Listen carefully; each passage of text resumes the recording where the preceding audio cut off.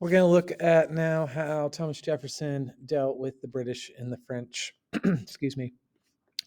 So, as Adams and Washington both faced, when Jefferson comes into office, he has to deal with the British and the French continuing to attack American ships. They would seize them, they would take the cargo, and it was happening pretty widespread. Between 1803 and 1807, the British seized nearly 1,000 ships, while the French took approximately 500. So, to kind of put these numbers into perspective, that's a 4-year period.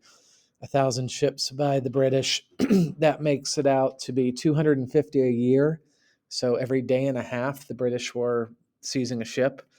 So we can see from that that it's happening regularly. It's not every now and again.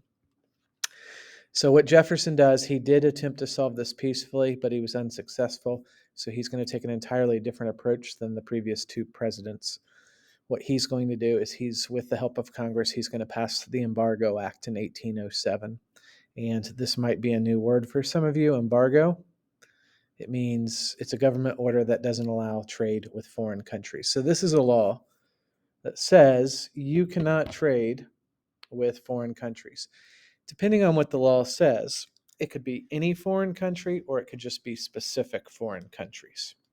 So with this Embargo Act, what happened was this. Under this act, no foreign ships, so no ships from Europe, could come into American ports and load up cargo. And American ships, they could leave their ports, but they couldn't go to Europe or any other place in the world. They could go to other American ports. So an American ship could go, let's say, from New York to Boston, but they couldn't go New York to Britain or New York to France. And what he was hoping here, by cutting off trade with Europe, Jefferson was confident no more American ships would be seized. He hoped Britain and France would be hurt by this move because they wouldn't be able to buy any American products, and then they would agree not to stop anymore or take any more cargo from ships. That was his hope. However, it did have some major economic consequences in the United States. The big thing is a lot of sailors lost their jobs because we have no more American ships going to Europe, and they were going over there all the time. So if you're a sailor working on one of these ships, you lose your job. Also, businesses that were selling products to Europe, they're not selling as much, so they're going to lay off people.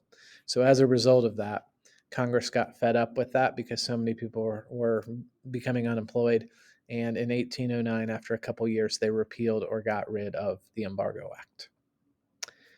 And which this should surprise no one. As soon as this went away and American ships started going over to Europe, both Britain and France began seizing ships again.